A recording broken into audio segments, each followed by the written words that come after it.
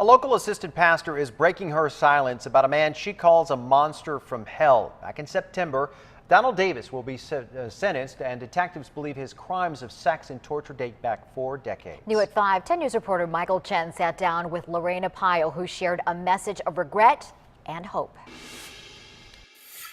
This is the face of the man who haunts Lorina Pyle, a current mugshot of someone she once called stepbrother. Pyle was just 4 years old when her father remarried. She says the day after she met her 10-year-old stepbrother Donald, he molested her in a junkyard in Colorado.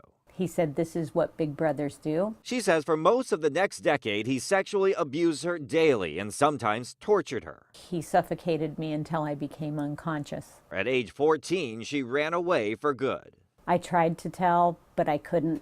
I was terrified. I was ashamed. When she was 29, she came forward to authorities but says she was not believed. Then last year, she got a call from investigators looking into Donald Davis. When the detectives called her, she was in the middle of writing a book on her experiences. She sent them the first 26 chapters, and that helped to secure an arrest warrant. Davis was charged in Colorado with sexually abusing 3 people and recently pleaded guilty. Detectives have tracked down 13 potential victims and believe there are many more of all ages, male and female, family, and strangers. Pyle says one of the male accusers described the abuse by Davis. He would hold a gun up to his head and put a bullet in the chamber and spin the chamber.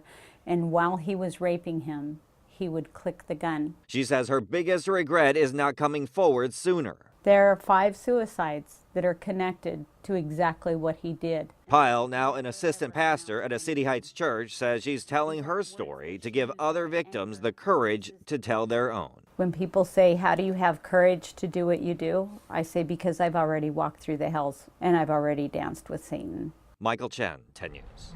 Powerful words.